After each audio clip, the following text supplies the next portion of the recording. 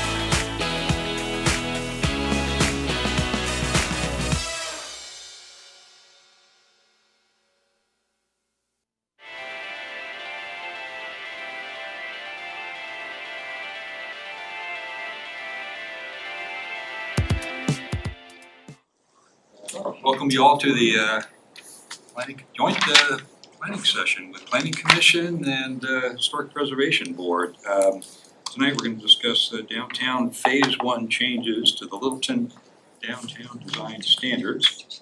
Before we start, let's go around the room and introduce yourself, starting with our chair. Mike Price, I'm the chair of the Historic Preservation Board. David Spratlin, board member on the Historic Preservation Board. Craig Coronado, Planning Commissioner. Bruce Stallman, Planning Commissioner. Sherry Allman, Planning Commissioner. Reed Bensing, City Attorney. Robin Sforstover, Vice Chair. Mark Renicki, Chair of the Planning Commission. Dave Bolds, Planning Commission. Commissioner Planning. Andy Hill, Andy Hill, Preservation Board. I'm Kim Field, Vice Chair, Preservation. I'm Laura Gabriel, Historic Preservation Board. I'm Lisa Hood, Preservation Board. Dan Miller, Planning Commission. So before we start, let me just give a little recap of what's been happening. As you all know, Council put a 90-day moratorium on auto-oriented developments in the downtown area. They also put a 90-day moratorium on, I think it's just multifamily residential, not commercial project. Is that correct? Auto-oriented. No, I got, okay, the auto-oriented I got. But for residential, just multifamily. Correct. And there's probably, 90, so there's probably, 75 days left on the moratorium. Yes, it goes until May. So this is we've been talking about a two-phase process here. Tonight is phase 1, revisions to the downtown standards, as I mentioned. Phase 2, I think it's kind of an ongoing phase where we make spot revisions to the zoning code, some of which will affect downtown. And we can do that even though that a year and a half from now we're going to be rewriting and redoing our entire zoning code. So with that background, take it away, staff, and lead us. So one thing I'd like to add to Mark's introduction there is I know Planning Commission is aware, and I believe Andrea has kept you informed of our Unified Land Use Code, ULUC. So if you hear us use that terminology, that's what that is. But the Unified Land Use Code, we are dividing it up into what we're calling building blocks. Really taking different areas of the city and truly focusing on those specific areas and how the code changes will affect those areas. We did make the decision that our downtown is the most important and seeing the most growth in the form of residential, multifamily residential primarily. So we're gonna actually be kicking off that downtown block March 23rd, that Tuesday, which is it, Monday? 22nd or 23rd. We'll be having the first of the series of what we call Envision Studios. We're going to be doing a lot of hands-on, looking at different character impacts, doing a lot of compare and contrast. So Monday the 22nd. Monday the 23rd. Monday the 23rd. So if you guys can put that on your calendar, we would love you guys to be in attendance with, for that. But as we stated, we're starting with that downtown block. And that is really, when we adopted the comp plan, staff took some time to do an analysis, comparing our comp plan to our existing code. And we identified just what we would call as conflicts, that could potentially have some risk. And we really wanted to address as many of those that we could, prior to our 18-month process that we'll be going through on the ULUC. So with that in mind is how we kind of came up with our original, how many were there originally? Oh gosh, I think there were 28. 28. And as we have introduced them to council, introduced them to planning commission, we have realized some of them are just a little bit more than we can bite off at this time and have different ramifications that we really need to, at a minimum, go through that downtown building block to flush out some stuff. So we do have these phase 1 changes, and that's what we're going to be talking about tonight. And these are the phase 1 changes having to deal with our design standards. As you recall, probably a few years ago, we moved from design guidelines to design standards. I know Historic Preservation Board weighed in on that, as well as Planning Commission. So these tonight focus on the design standards. So does that make sense? Is that clear as mud to everybody? Okay, good. All right, so what we're gonna do is go through the changes that we have. So I don't know. It's not the standard format. there we go. There we go. Okay. So just where we are in the process, as Mark said, we have had some discussions on the proposed code changes. This is about the design standards this evening. We did put the code changes out on Littleton plans for comment. Correct. Yep. Yeah. So if you want to look at those code changes on Littleton plans, we have a survey there as well as the red line. So we'd love your feedback on that. All right, so when we talk about downtown for our purposes of these phase 1 changes, this is the boundary that we propose and have agreed to. So anything that we do in terms of the design standards pertains to any properties within this boundary. So the design standards that are under consideration include facade requirements. When we took these design standards to council, they requested that we do a prohibition of slot homes, so we'll discuss that. There were several new definitions that we realized were missing from the design standards, so we have added those. Talking about utility. Appurtenances. Thank you. Otherwise known as meter locations. It's a tongue twister. Yes. And then 5 and 6 on here, the massing for upper story front step backs and massing for upper story side step backs. We do have slides on those, but those are 2 things that now staff is recommending that we address either phase 2 or as part of the larger ULUC. Then 7, requirement for pedestrian access and amenities. 8 is another one that we were proposing to pull at this time. And then we had originally discussed about guest parking and doing parking based on bedrooms downtown. And that definitely opened up Pandora's box. So we decided that that definitely warrants a larger community conversation about that and truly tying into the impact of parking in general downtown and what that looks like. So that will all be part of that ULUC process. So we're gonna kick it off with facade requirements. Sure. So great to see the two boards together, particularly related to these design standards, which both boards helped to create, basically. So one of the objectives of council was to really preclude new slot homes from the downtown area. And part of our attempts to do this were to require at least 50% a house, a new home, or a new multifamily structure would need to occupy at least 50% of the length of the lot line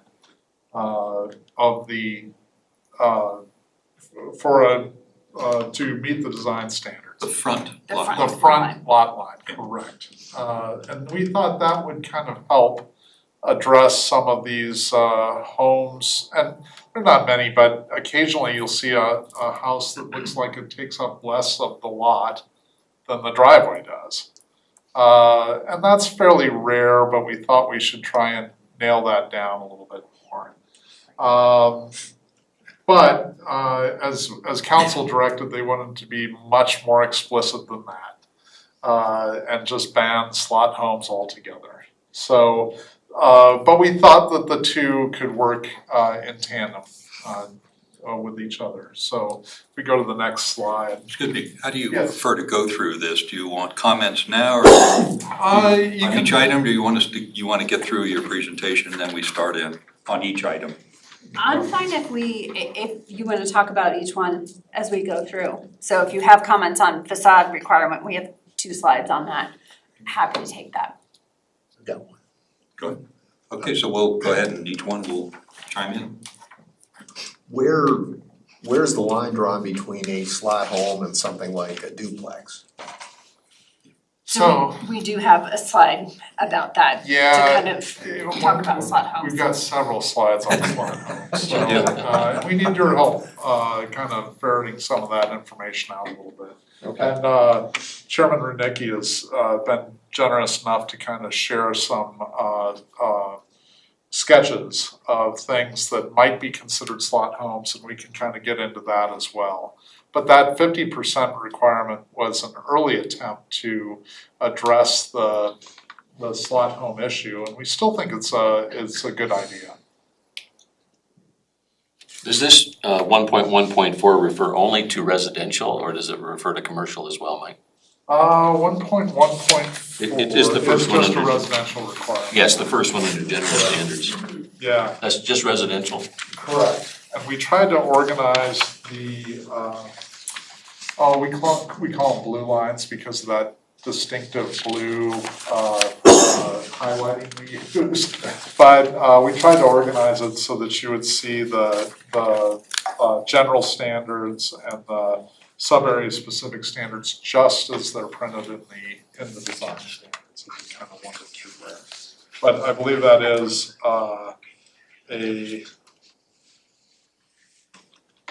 So we need to just clarify that. yeah, Basically, okay. Yeah. I believe that is just a residential standard.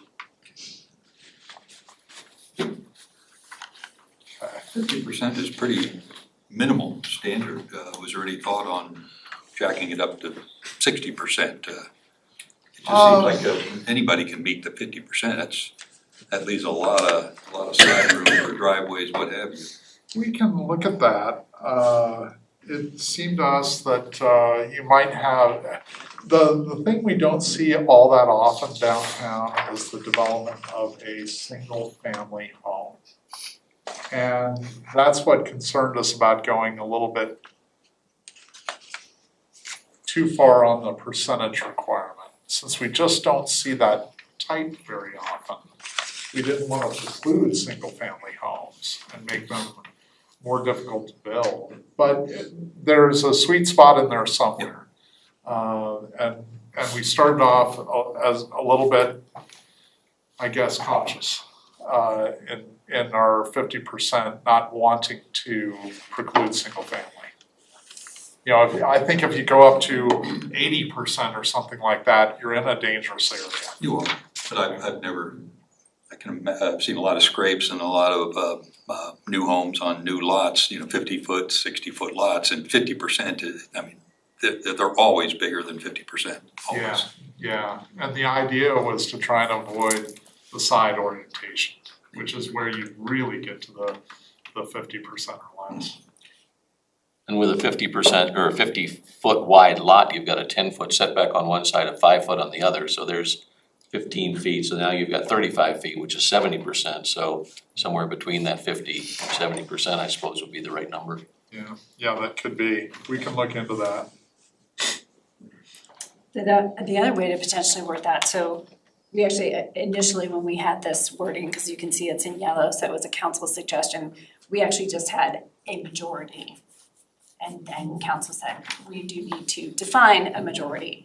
Another possible way, if you put it differently, in that we're trying to prevent slot homes or that side orientation, is you could put a percentage that the drive aisle could not be more than. Yeah.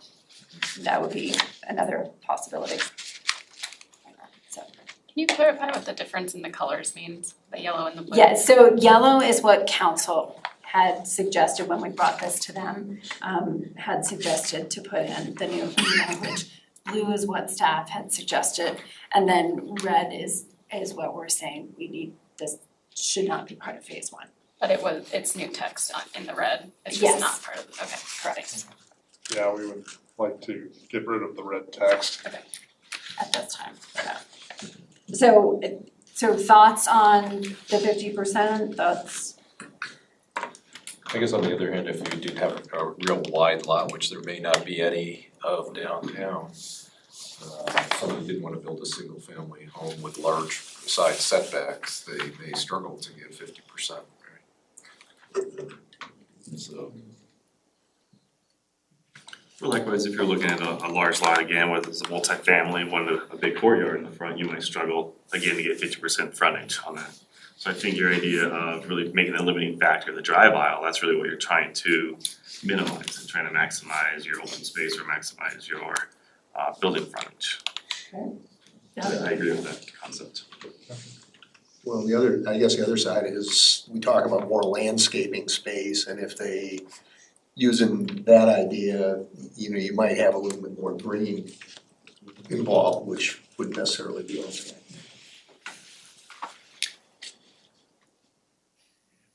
Thoughts on flipping it and limiting the drive aisle? Yeah, we could, Like Denver will tell you, you aim high, and then if you can't meet an X percentage, 60, 70% or whatever it is, if you provide more like open space, that qualifies, if that makes sense. So it is entice sort of more green space if you can't get building mass along the property line.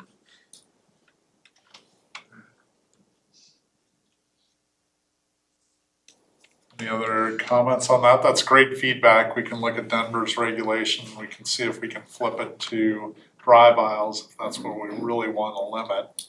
And also knowing that we've got something in here about slot homes may kind of help that issue out a little bit more. But yeah, we can kind of look at different ways and incorporate that into the changes. I'll comment about the drive aisles. I had an example where if you don't like slot homes because of the drive aisle you can see from the street, you could mandate that you have at least a 1 to 2 story structure concealing the entire drive aisle from the street. And it could also, it could be habitable space, not just a green wall or a 10-foot high brick wall. It could be structure. Yeah, mandated that it's habitable or occupiable, it's not meant to screen. Habitable but then you could conceal if that's council's problem with the problem is seeing that drive aisle from the street. Yeah, and if you don't have alley access currently, that's the only place Well, to of see course, it. this is if you have alley access. But that gets into our next topic, which is one of the larger topics of the evening probably, is the prohibition of slot homes and how do we do that.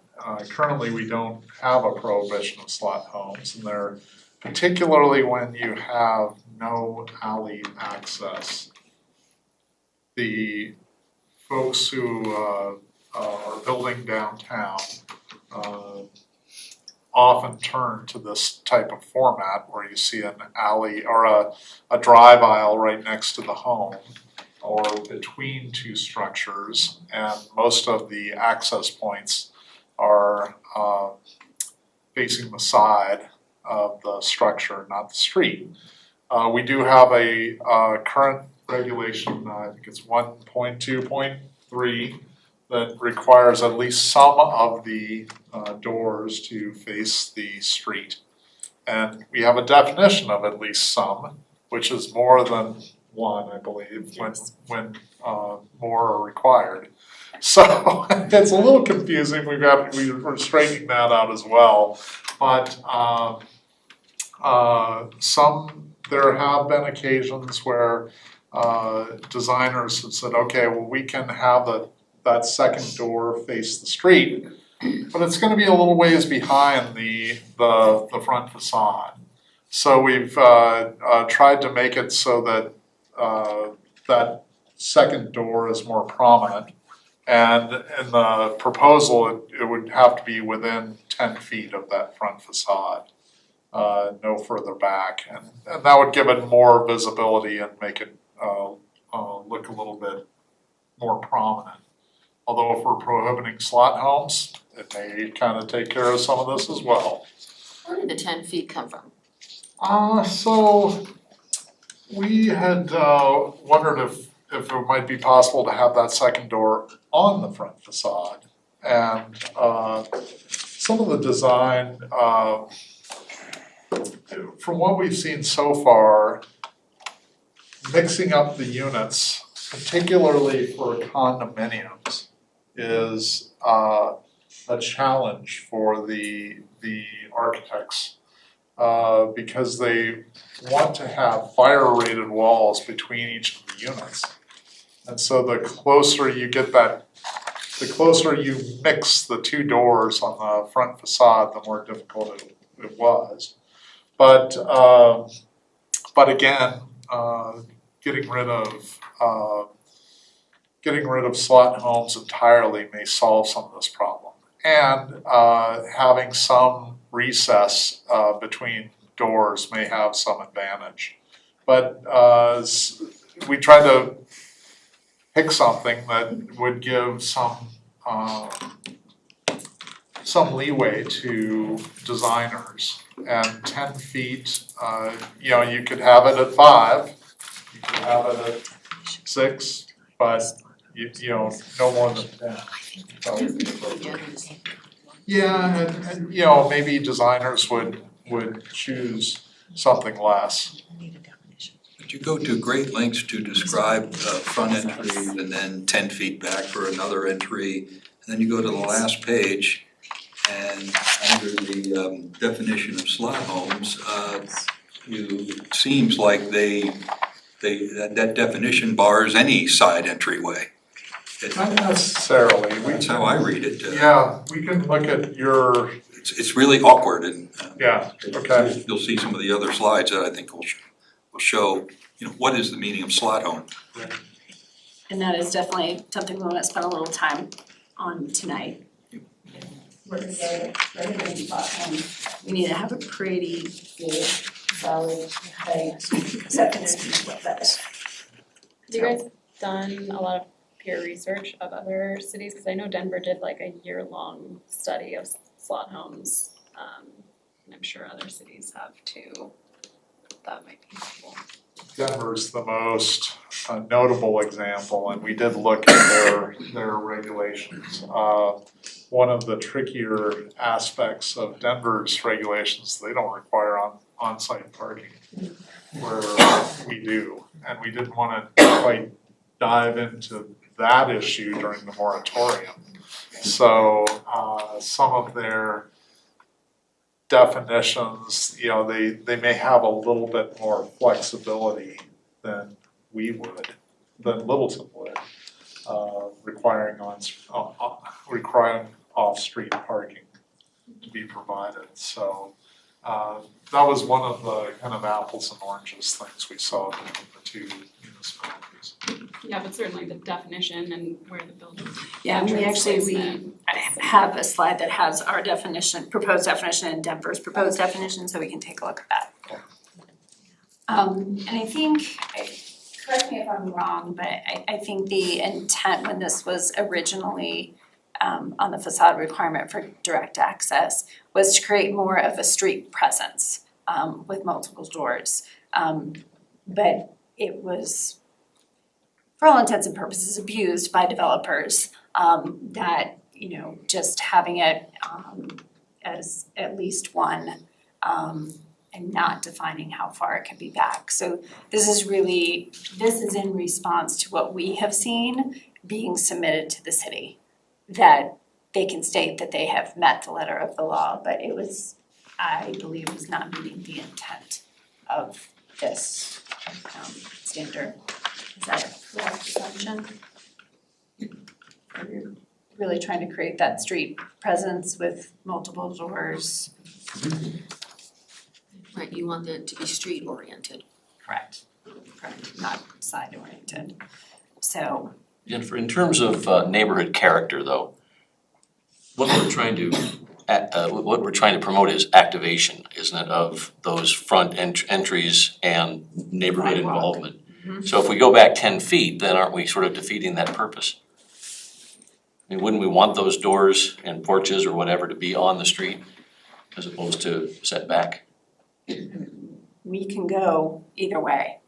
I mean, we just put the 10 feet out there because we thought it was a compromise. I mean, we're seeing things as far back as like 60 to 80 feet right now, that they're not even visible from the street, but they're facing the street.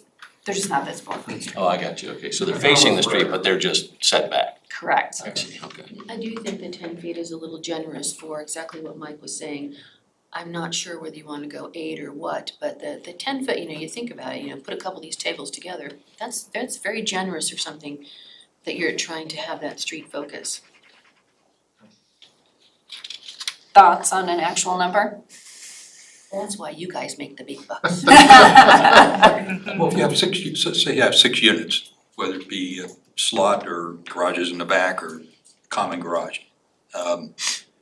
Let's see, so how many entryways? You're talking about 2 entryways directly facing the street. And the 2 next ones would be a certain distance back, is that correct? But you need 2 minimum on the street. 2 minimum, and then we don't have a requirement right now for the more than 2. Okay. It can be as At least far you got back. the 2, so. I mean, on the picture you've got up there, is it fair to, I mean, say obviously the door on the left is on the street, but the one on the right is recessed 25 feet or some such thing, but it's still facing the street. Is that essentially? That's That was the what we're problem. seeing. That's meeting the letter but not the intent, spirit. Correct. Correct. Okay. We thought drawing those 2 closer together in terms of the front plane helps. Yeah, I think that's. Where does the setback start from? The street or the sidewalk or the edge of the property? Where does the setback start from? Property line to structure is how setback is measured. For like the front, but when we're talking about step back for the 2 doors, it would be measured from the front plane of the building. Okay. And then Correct. max 10 feet back is what we're suggesting. Okay. Andy? I'm curious if ADUs or like fourplexes, how those fall into this and the 1.1.8. The open space on all sides. Oh, yeah, we sort of, I'm not sure if I'm reading it right and if those would apply. I'm trying to think of the things that we're not thinking about. We're thinking about slot homes, but then we want to be able to protect. and that's 1.1.8 is probably one of those that we probably recommend additional work on. It's not in red, but that was the open space. Our council wanted us to add that. And we need to do more research on that. That would be a tough one to take on during the moratorium period. Just because we don't. So yeah, I apologize about that. That should be in red. 1.18 is in red. 1.1.8 should be in red, and we didn't list it there. But yeah, that is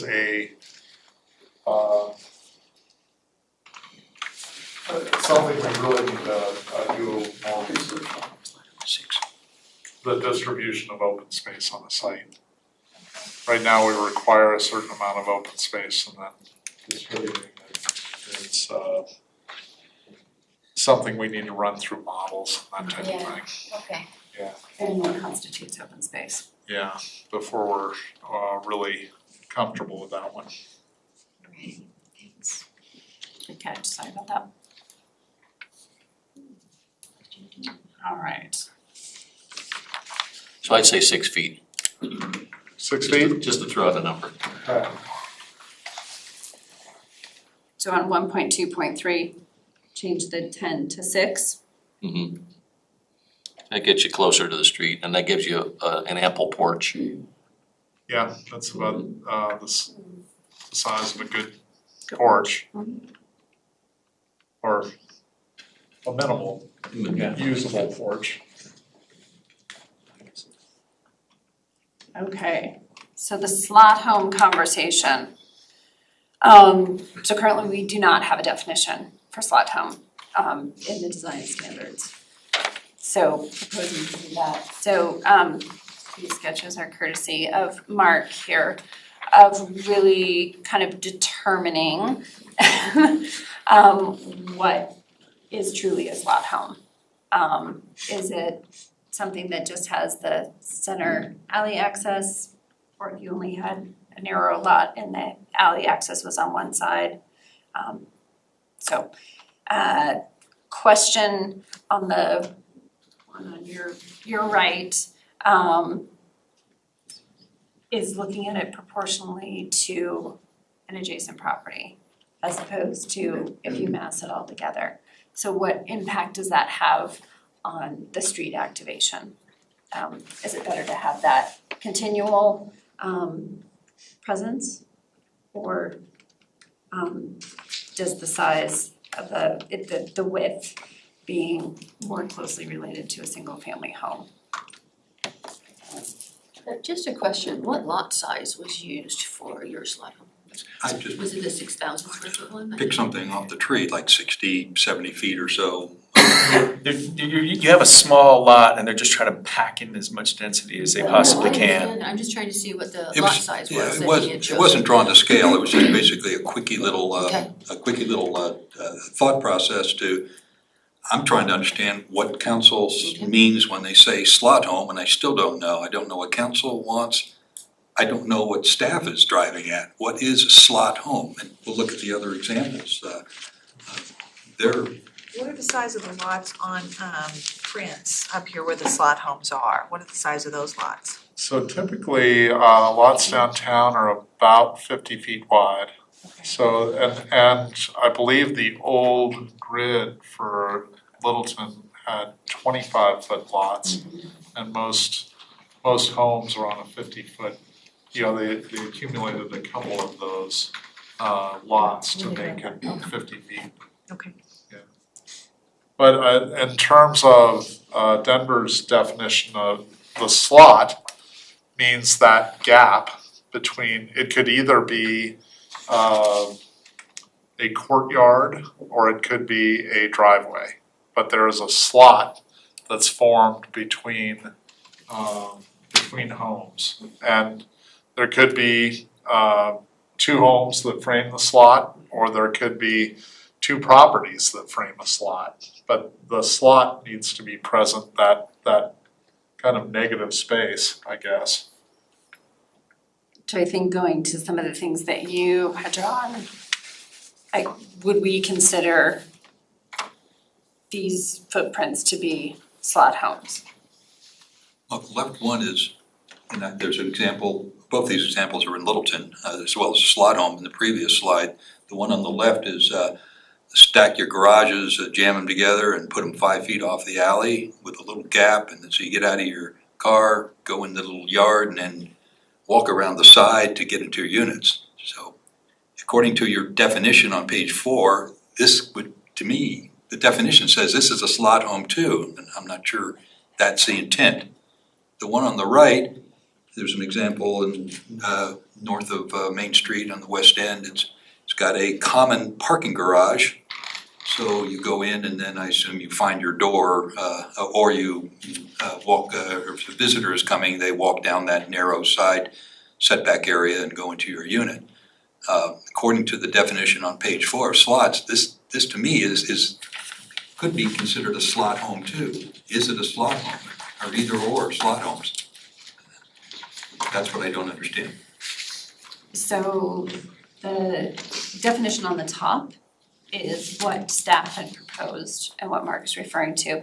And just for comparison, below is what Denver has as their definition. I think the main issue is saying where the shorter side of the building.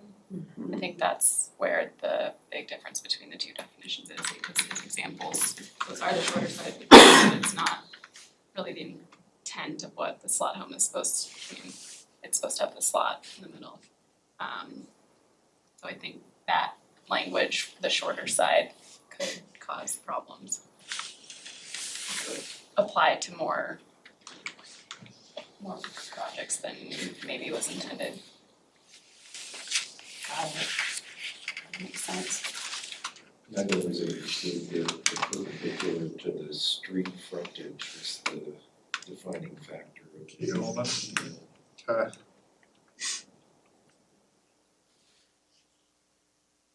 How that works on the lots, is you still have a front and a side.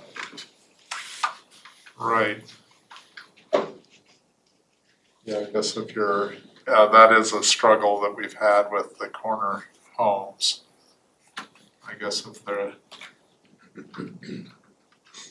Denver's makes a little bit more sense, arranged side by side, primarily perpendicular to the street. I mean, it's obvious that you're loading this way as opposed to this way. Gotcha.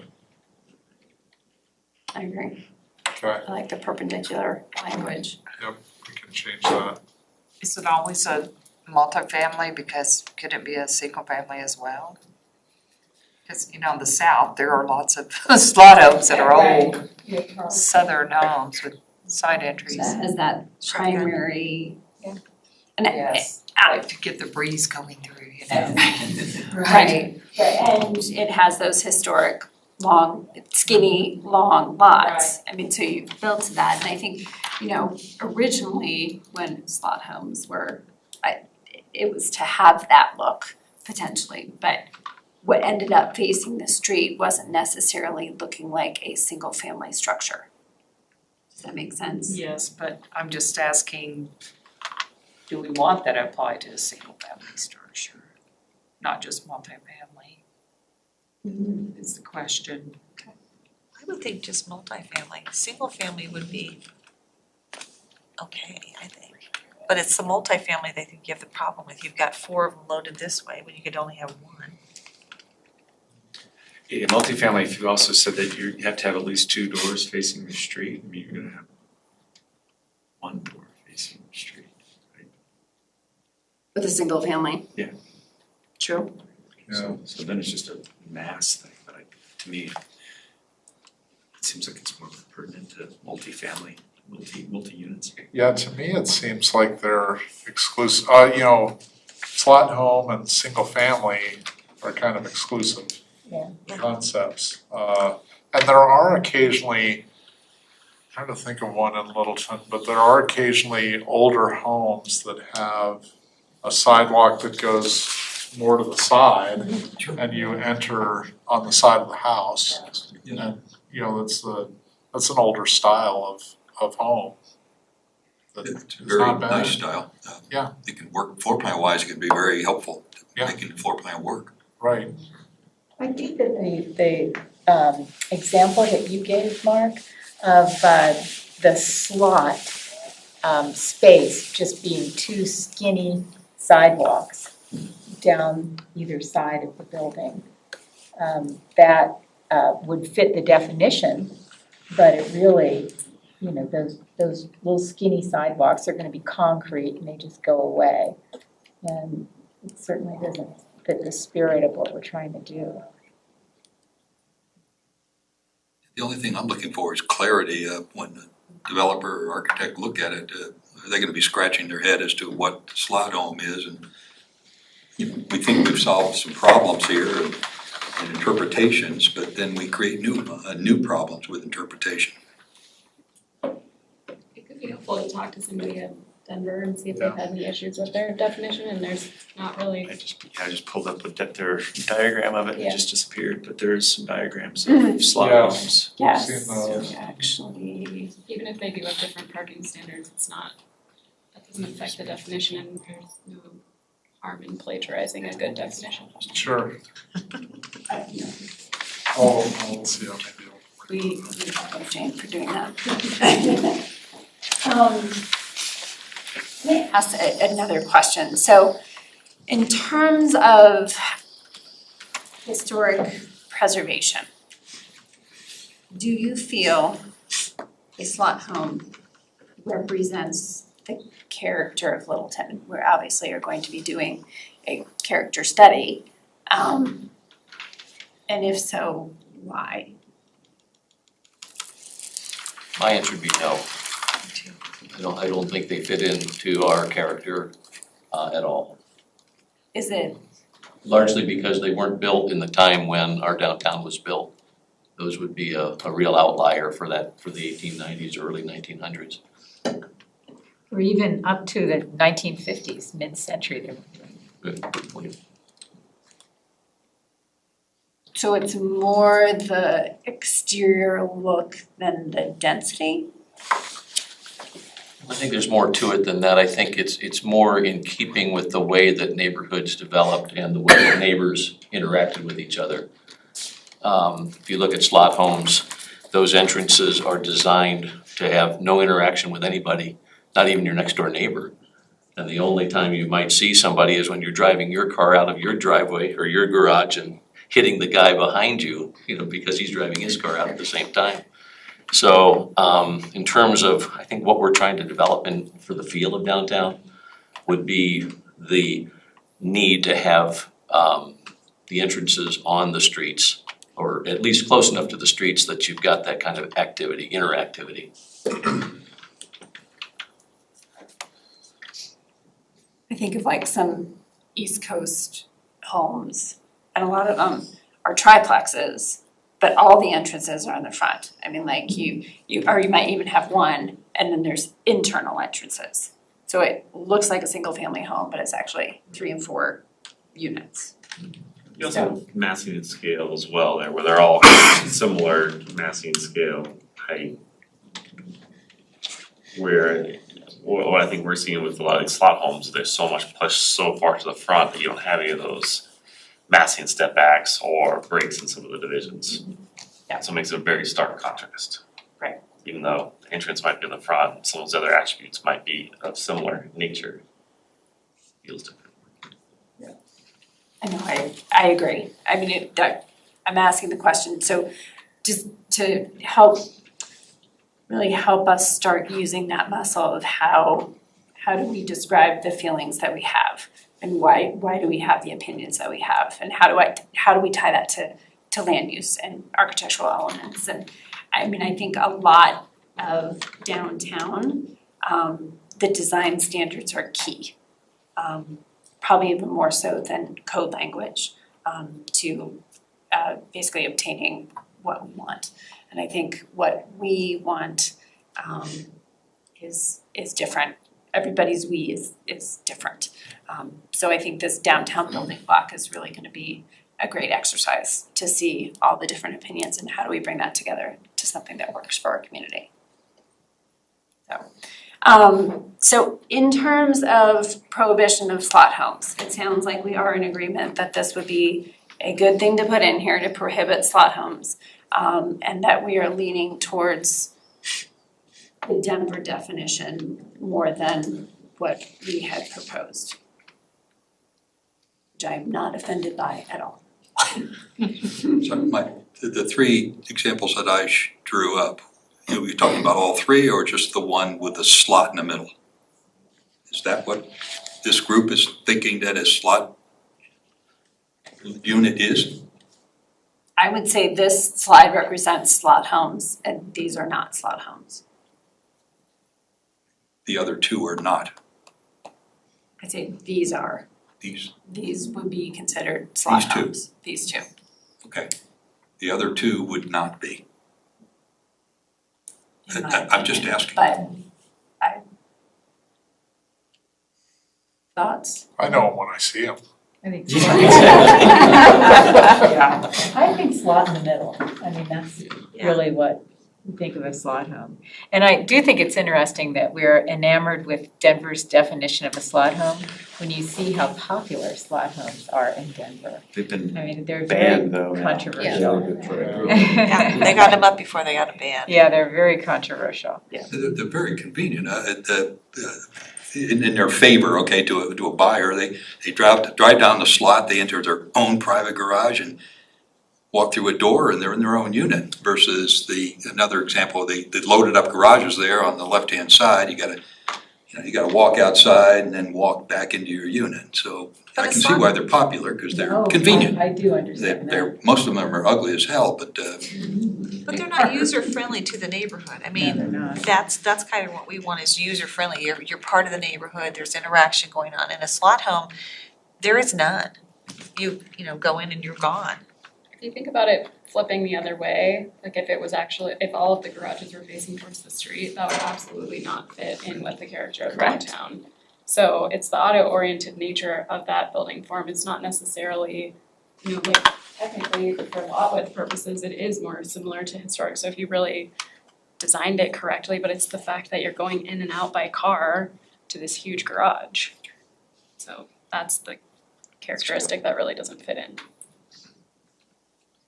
I don't think it matters if the slot is on the in the middle or on the outside. I think those side entrances, that's the key. okay. The side entrances is the big. You're driving into a driveway, whether it's 4 or 8 units. So I mean, you could have just, if it were a narrower lot, you could eliminate those 4 on the bottom on the left side, and you'd still have a slot home. Still a slot home, yes. Because of the orientation. Yes. Yeah. And I mean, our new code will have a lot more diagrams than our current very wordy. We have none. Well, that's pretty easy to do compared to what we have now. We have more in Denver. And also, in even though it's wetland standards, we absolutely can include diagrams. So. We have to have more than Denver has, that's my threshold. If they add a diagram, we add a diagram. We have a ways to catch up. Okay, so we'll tweak the Denver one. Definitely make sure we have perpendicular in there. Maybe include some diagrams. Yeah. Okay, so in terms of new definitions, we refer to courtyard. So that's fine. So adding a definition to courtyard.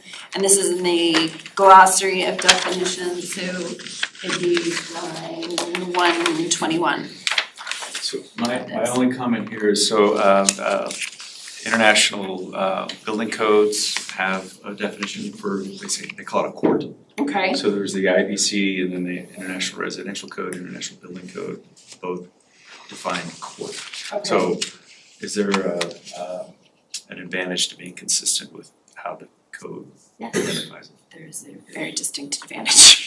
I think the other one was, oh, go ahead. I have a question on the image on the top there. I would see that as a slot. with a courtyard instead of a driveway in the middle, would that still be considered a slot home? And if it was actually. Because the driveways may be on the other sides. That actually has a positive interaction with the street. So you're precluding that courtyard home, if you will.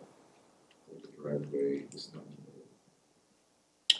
So Denver has a diagram of this, and it looks like it has two slot homes, but they require a building in the back.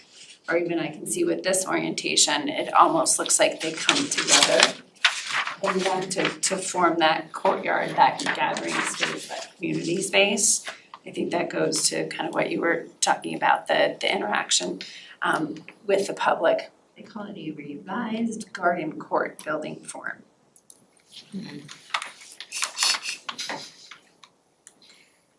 Geez Louise. So are you saying, Craig, like, take a look at the definition of slot homes and make sure we're not precluding the option to have slot homes with a courtyard? But I feel like to have a courtyard, you have to have three sides. Yeah. And that might actually be in the IBC definition. Yeah. Where if you had two slot homes, you would not have three sides. I think Denver would prohibit a courtyard where the backs of the homes are oriented toward the outside edges. Yeah, they would still consider that a slot home, even though you're not driving down the middle of it. You've got, a green space in the middle. You'd still consider that a slot home. Are we seeing in the places that slot homes are being proposed or built, do the developers have to aggregate what the property homes do that? Well, that's right now, we see folks build a slot home on a 50-foot lot. I think if we had if you could not build a house that was oriented perpendicular to the street, you'd probably be looking at, on those 50-foot lots, you'd probably be looking at duplexes, is what I'd imagine. And the big thing that we're discovering as the planning department and what we're getting in is the density that is allowed does not match the architecture and character that we're hearing from the community. And that's where the big issue comes, and that there now comes legal risks of how much we start to limit, because they have a legal right to the density that is currently allowed. So hence the reason design standards can help that. So just thought there. Allowable density is what, 43.5 units per acre and something like that in the CA and also the R5 area, pretty close, both being the same. That's a lot of units. Yeah, I think the CA may even be a little higher than 0.36. Oh. Same thing with porch, just added a definition of that, we didn't have that. The passageway as well, and then we defined at least some. Where is at least from referenced in, I don't see it really anywhere in the text, maybe it's somewhere else. At you one take point, it out? it pertained to the doors, the amount of doors facing, it was at least some. I think we had at least some. You're striking that. Don't we wanna get rid of at least some vagueness overall? Input numbers. Okay, question. I Yeah. agree, that you also, I'm looking at 1.1.6 where it talks about you wanna include multiple amenities for emergency neighbors. It says multiple, not at least some, so when you go to the definition of at least some, that's where it talks about, well, when multiple are required, but it's not in the name of the definition, so if you don't know to go to at least some, that multiple doesn't necessarily trigger you to want to go to there. I'm Good just point. wondering if it's written anywhere else besides where it was already stricken or proposed to be stricken in 1.2.3. I think it may appear in other places within the design standards. So we didn't want to, we had a discussion about whether we should just clear up that door piece by itself. But I think that at least some appears in other places within the design standards. And when you look at the definition, we always have to apologize for it. More than one where more multiple are required. Yeah, it seems like Okay. it would make more sense just to do away with that. We talked about doing away with it, but we weren't sure what the ramifications of that might be. So we thought we should just clear it up and make it easier to read. We'll take a look at where that is, Yeah, and if it's better for us to define at least some, or Or at least if you have a trigger to know to go to at least some for that, and you have no idea. the Planners Employment Act requires that we keep that kind of tucked in there. Good job. I have one last question on courtyard or court. And I wish I remembered the specifics of this, but several years ago, this came up in Denver. And the concept of court and courtyard sounds wonderful if it's well executed, but the reality was most of them were poorly executed. And it was just kind of this windy piece of concrete that was not inviting at all. But there are a couple examples downtown that are spectacular, that are, just lovely, 1920s building with a lovely courtyard. They just want to walk in and sit down on a bench. It sounds so delightful. So do you think adding something in there about percentage of concrete, percentage of landscaping? I would suggest finding out, just finding out what the issue was and how it was addressed, what the problem was, because my recollection is very vague on it. As I recall, this was related to the entrances, and I believe the entrances, so the two main entrances have to be facing the street. And they cannot be accessed through a courtyard or passageway. We didn't define courtyard or passageway and what those look like. So other than saying that they could not be accessed that way, and sometimes a courtyard is kind of nice to access the front entrance of a home. So that was the purpose of adding those two definitions. They're mentioned elsewhere in the standards, but we didn't have a good guidance on that was poor, I guess, to both staff and people who want to use those standards. One minor comment on the porch definition, you may consider striking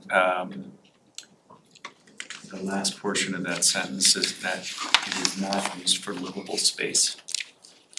I think you're saying you define it as being a covered but unenclosed one-story. I think that sort of implies to me that it's not livable. I mean, Do you think livable- that's kind of well, I think duplicatable? well, if you look at the definition of livable, it means that it's enjoyable. You want it to be enjoyable. You can't turn it into a room. It's unenclosed for the definition. Yeah, true.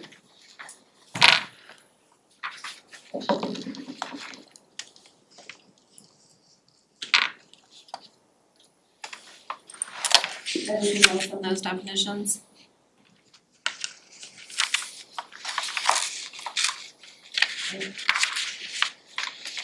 Alright, do you want to explain the utility? Appurtenances? Appurtenances. So often we'd, or not particularly often, but occasionally we would see the two front-facing doors, particularly when one was set back quite a distance from the real front door. You'd see utility boxes obstructing that second front door, where if it was set back 10, 15 feet or so from the front facade, they would put meters and different things obstructing the view of that other door. So that was a concern we had, that really if you're gonna require doors to face the street, make sure that meters don't interfere with that view to the next door. So that was the whole purpose for this piece. And we're just kind of prohibiting those in front of a required door. So it's more about being in front of a door versus being up front. Yes, or, but this I think would address maybe both of those concerns. Well, it just says in front of an entrance, it doesn't say up front. Okay. There was something else in there, I think in the body of the design standards that talked about them being adjacent to the alleyway. Okay. Adjacent to the alley or on the side of the building. Yeah. This is the current standard.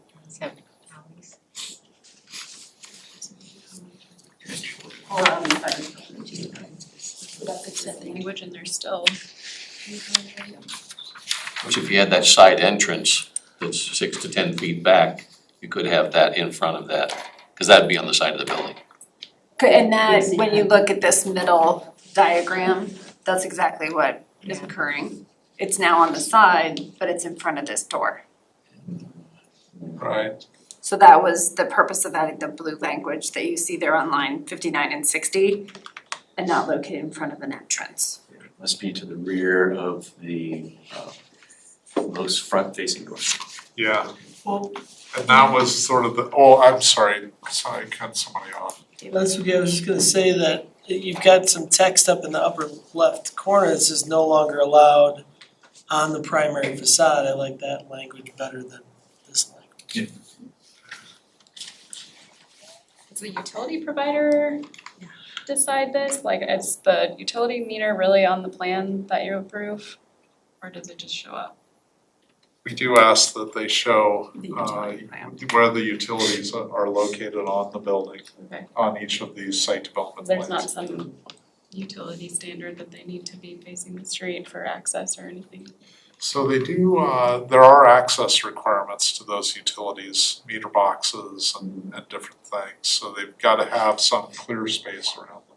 But generally, they can get almost anywhere around the building as long as there's access to it. Is there any issue now with the connected, the wireless, I don't know if they're called wireless meters or why, where Smart meters. smart meters where the utility company drives by and they can read the meters without, I mean, I would imagine in certain locations it would be difficult to get a connection, but I don't know what kind of connectivity they use. Right, and all of these are required to be screened from view of public street. So we just wanted to make sure that they weren't, even if they were located somehow on the primary facade, they'd need a screen wall so you couldn't see them from the street. And you'd have to walk behind the screen wall to get to the meter. Yeah. So, and that's a code requirement. Well, but I think any new construction is gonna have a meter that nobody's gonna walk around to anyway. Not to say that should go away, I'm just saying that it's less likely, especially in newer construction, that anybody is gonna like anybody from the utility company at least who is most interested in looking at a meter. I mean, I don't think I've ever looked at mine. Yeah. I've been by it, but they're now just reading those from the street, not getting out of their cars. We'll check in with Denver Water to see how they actually do that, if it does have to be facing the street, or if wireless picks it up, even if it's not facing the street. I If feel it's like a it, distance yeah, issue. I feel like it doesn't, cause I think they put a smart meter in my house and it's in the basement. So I think they can read it by, maybe they walk down the sidewalk instead of driving, I don't know how they do it, but I think location is probably less important, but on a multifamily building that's long, there might be an issue, I don't know. Are utility devices and screening elements allowed to be within the setback? For each side or rears? Is that part of the change for the encroachment? So we don't typically consider that part of the structure. Okay.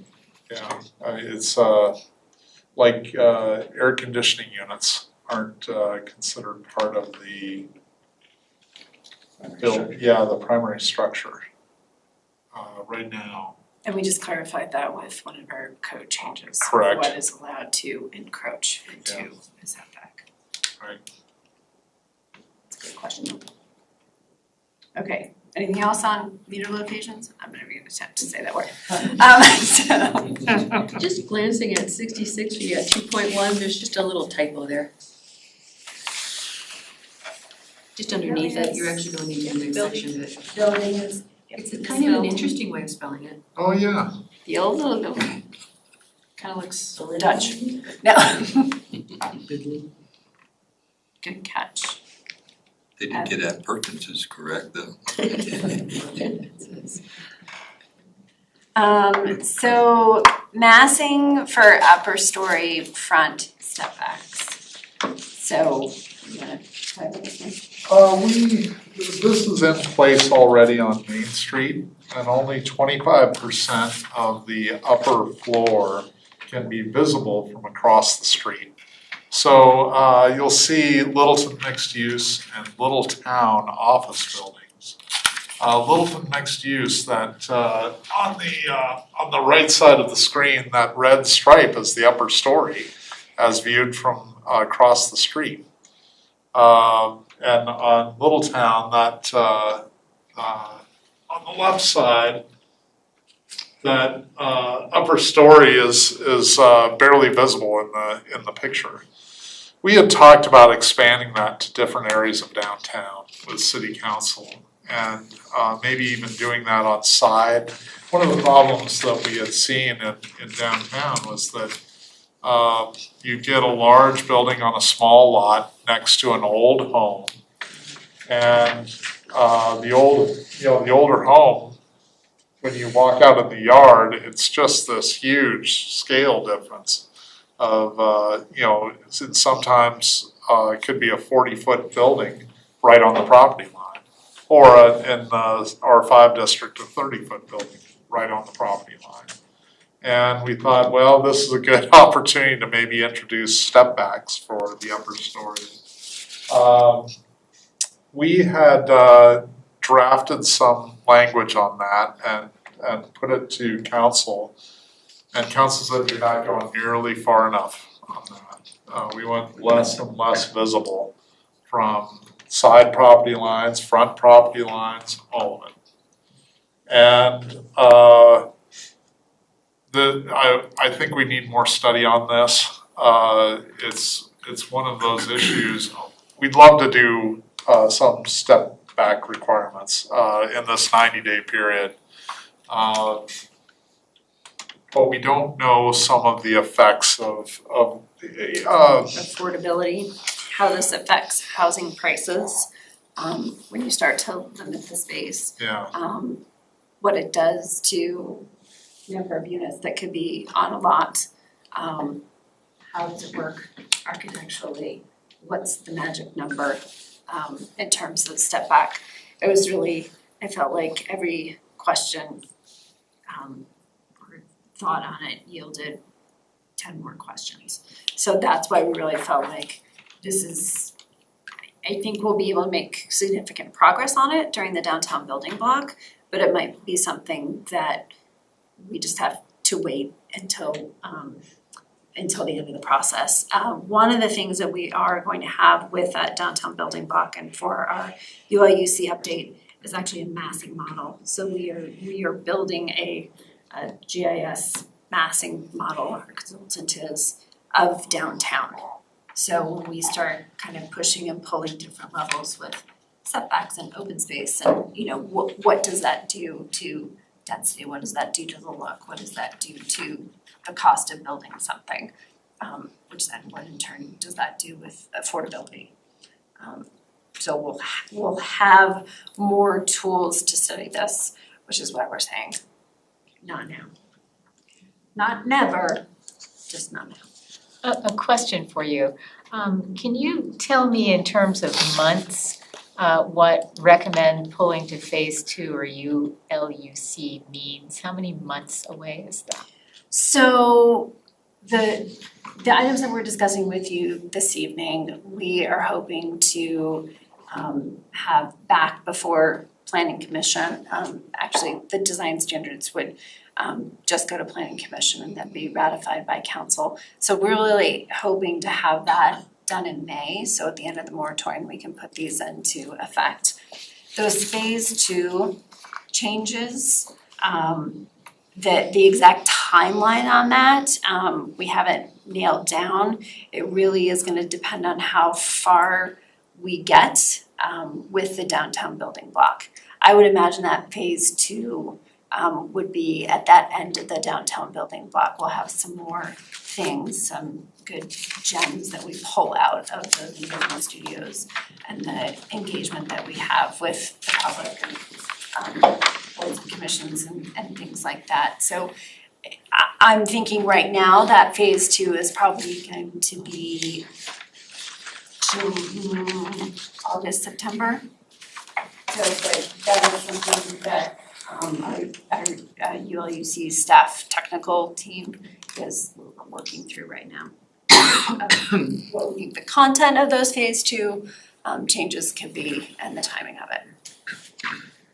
That's after the moratorium's over, correct? That would be after the moratorium is over. And the entire ULUC process, we are looking at basically an October of 2021 completion. We have in the downtown area 3 different building heights. We have CA is 40 feet, the residential is 30 feet, and B2, which is the end of Main Street, is basically unlimited. Only limited by parking.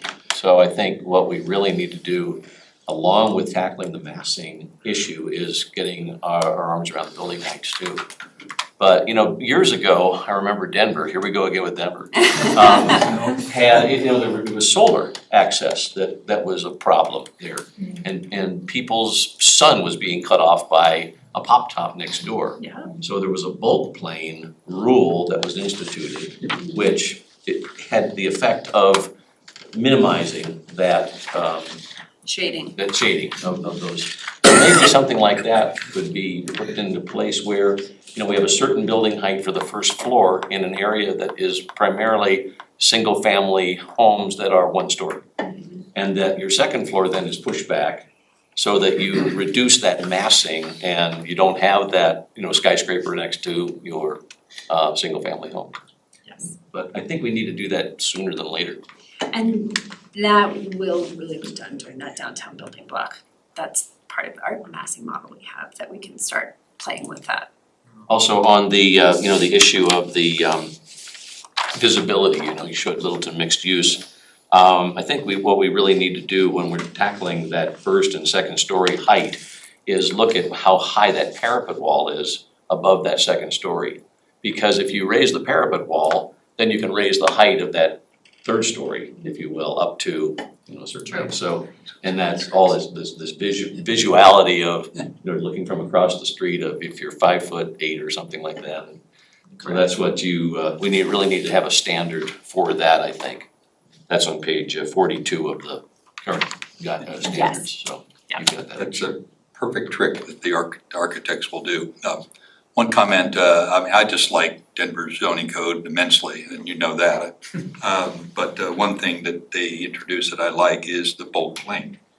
And they made it generous to encourage, that you started out as a 10, go up 10 feet and then do a 45. Now it's 17 and a 45 with in a residential area, 30-foot height limit. But it did, instead of those 30-foot walls that we see in downtown Littleton or at the old Marathon site, you have to move it in. You can't be in that bulk lane. So it does set back the side walls, especially of a house or a multi-unit building. So bulk lane is, I think, a decent idea to introduce down the line. One comment, that one. Could you include a drawing of, this is for the side of the side view line. Could you include the drawing in the standards that has the front? Sure. An illustration of the front from across the street, like in downtown? Yeah, for the next round, we absolutely Yeah, please can. do. I mean, for Because right now, to me it was we have that confusing. diagram.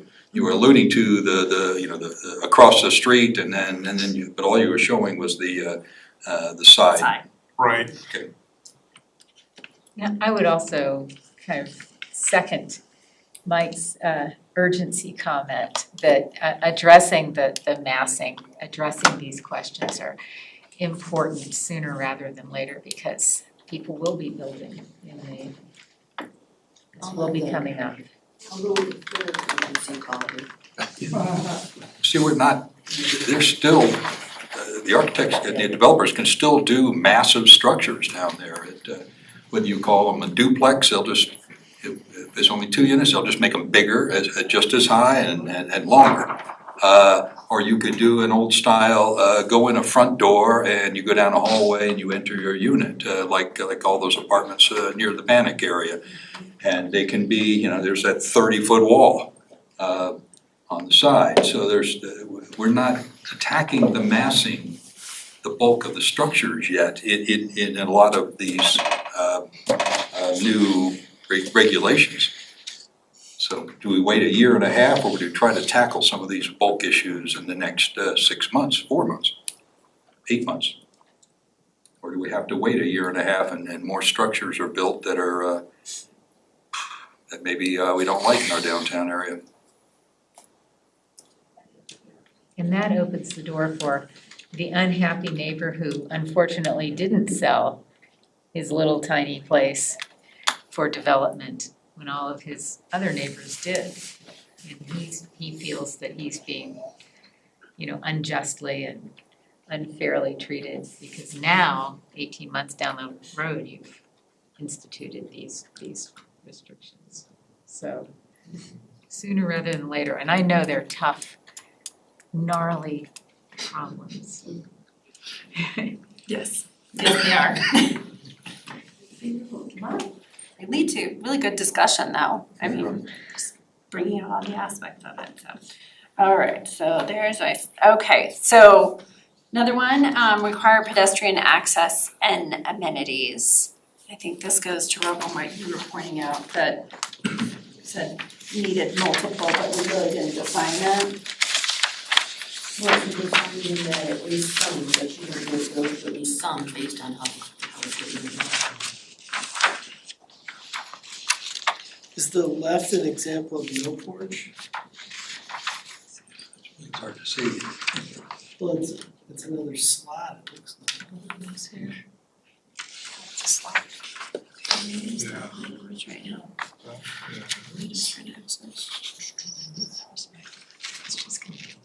Oh, 1.1.6. Yeah.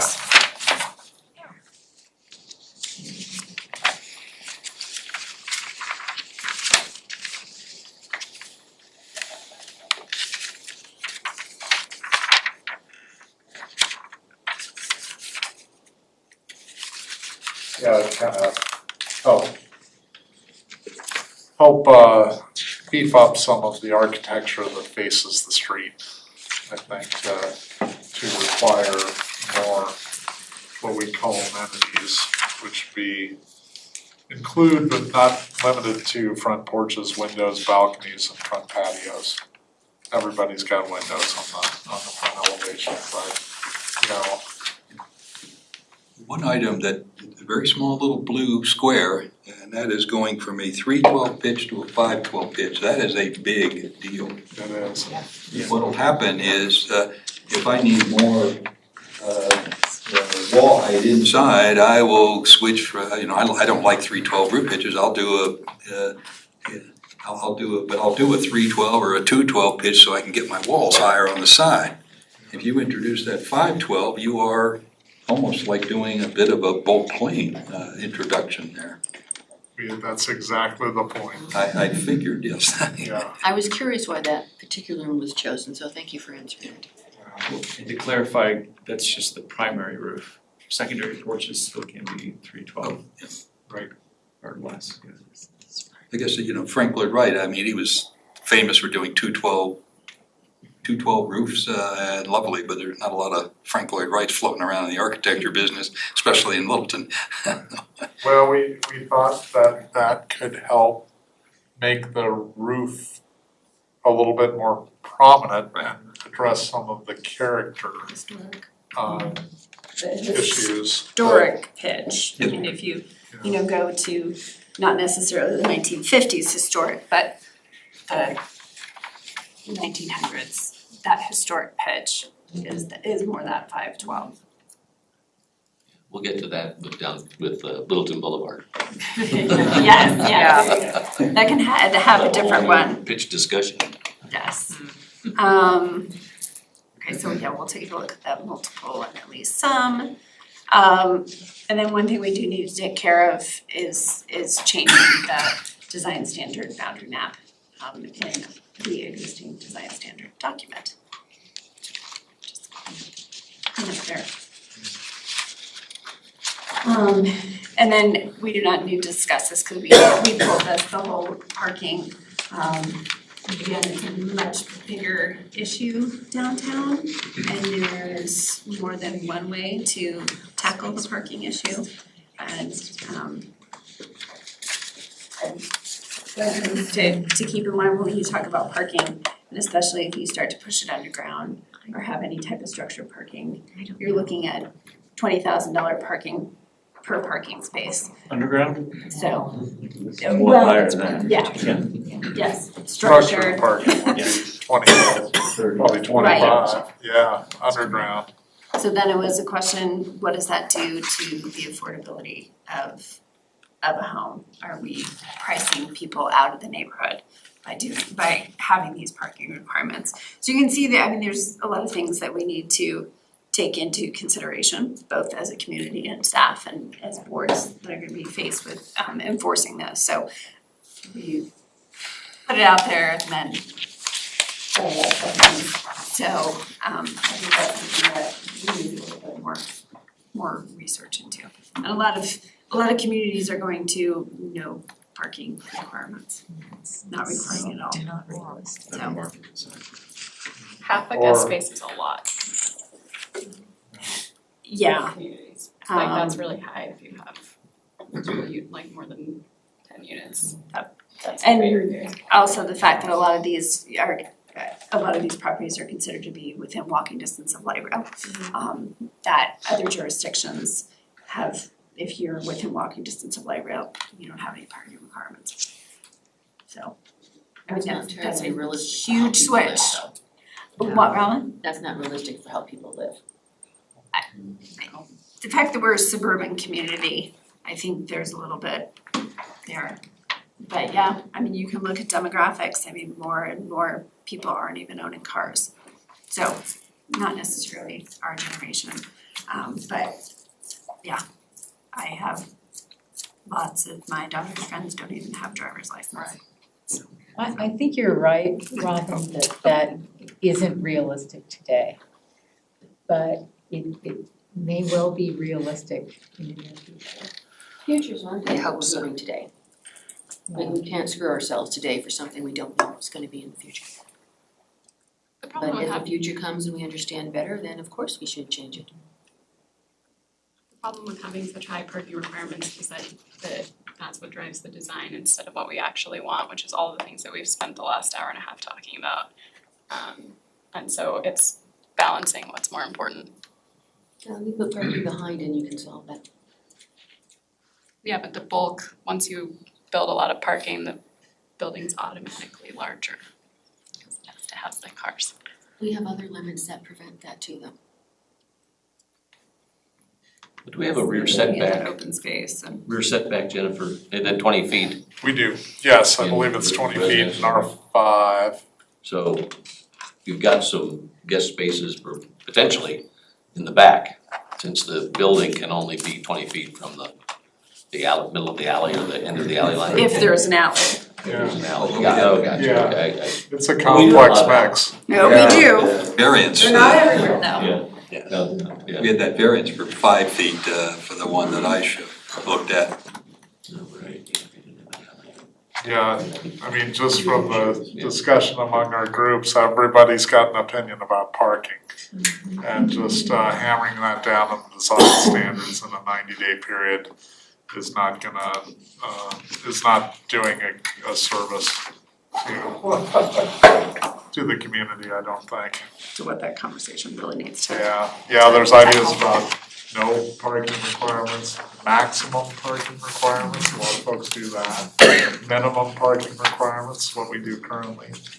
But that is a, something we really need to study and get a lot more, feedback and input, see what direction people wanna go. It's a big one. So as you can see, this is gonna be a super fun 18 months of having these conversations, but it is really important that you guys be involved in those conversations and, provide feedback wherever possible. What we'll do next is kind of what we heard this evening. Meg and I have both been taking notes. We'll make modifications to this, and then we're gonna place it on Littleton plans. We'll have some survey questions. The entire red line document will be on there. So once that does go live, we'll make sure that you all get links. You can weigh in on that again. We anticipate these coming back to Planning Commission, a public hearing, I wanna say that is scheduled in May. That's But right. we can have that in the survey questions and the introduction to what's going on in Littleton plans, those dates will be in there. Mike and I would be happy to work with Andrea and bring it back to HPB as well. Or as we move forward with this whole code update, maybe once a quarter, having a joint meeting like this could be a possibility, so. I like the joint meetings. So, Yeah, I think this was great. I'd love to do this more often. okay. There's a lot more knowledge on either group and it is excellent to hear the other opinions. Yeah, we get blinders looking at our thing, but and then getting a different perspective is eye-opening. Yeah. It's excellent. Jennifer, there's a document called the Downtown Work Plan. Yes, It has 34 items on it. yes, Would that be possible to send that out to the group so that everybody understands what the priorities are? yes, we absolutely can do that. What is phase one, what is proposed for phase two, hopefully moving some of those into phase one. Yeah, I was mentally, 18 months, I was shortening it to 12. Okay, Thank you. Staff, are you done? we are done. Any other comments? I hope not, so we can get out of here. Okay, thank you all Thanks for for that. coming. Thanks for your input. Thank you very much. You call, we wanna work on that. It'll probably be big project that is, Because of the boards and commission, we don't have council tomorrow.